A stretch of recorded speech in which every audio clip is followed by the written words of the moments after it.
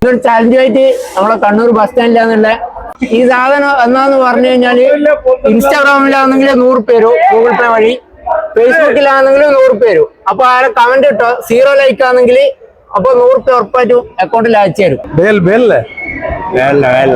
മഹർഷിമാരില്ലേ അവരുപയോഗിച്ച സാധനം ഒതളങ്ങയല്ല, രുദ്രാക്ഷം ഇത്രയും വണ്ണോ ഇല്ലല്ലോ, ചെരപ്പക്കുറ്റി കേൾക്കുന്നത് അല്ല ഇത് റബ്ബറല്ലേ?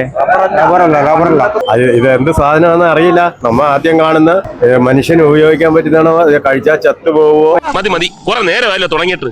ഇപ്പൊ പണ്ട് കാലത്ത് ഉപയോഗിക്കാറുണ്ട്, പക്ഷെ ഇപ്പോഴത്തെ കാലത്ത് ഉപയോഗിച്ചാലോ? ആ മറ്റേ ഇത് ഫ്രൂട്ട്സ് സാധനല്ലേ, എന്താ അതിന്റെ പേര്? തണ്ണിമത്തേ. അത്രക്കുള്ള ബുദ്ധിയൊന്നും അതിനില്ലല്ലോ. കല്യാണത്തിനായതില്ലേ ആ പാത്രയച്ച് മറ്റേ ഇങ്ങനെ ചെരങ്ങാന്ന് പറയുന്നത് പണ്ട്. പേര് പറഞ്ഞോ? ഹാഷിം. നല്ല പേര്. ഇതിന്റെ പേര് ഇതൊരു എന്താ പറയാ തണ്ണിമത്തനാണ്. പുതിയ മോഡല് 200 പേരും പേര് പറഞ്ഞാല അതിന്റെ എനിക്കറിയില്ല. തണ്ണിമത്തനല്ല. എല്ലപ്പ ഈ മറ്റേ കുടവ ഇതിന്റെ പേരെന്താ പറയാ? അല്ല കെട്ടിയെടുത്ത ഏരല്ലോ തരുന്നിട്ട് കെട്ടിയെടുക്കല്ല. അതന്നെ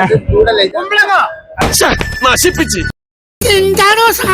എന്റെ പേര് പറ. എന്റെ പേര് അർഫാൻ. 200 രൂപ സ്പോട്ടിലാണ്. 200 രൂപ സ്പോട്ട് തരും. തോറ്റു, ഞാൻ തോറ്റു. Okay bye.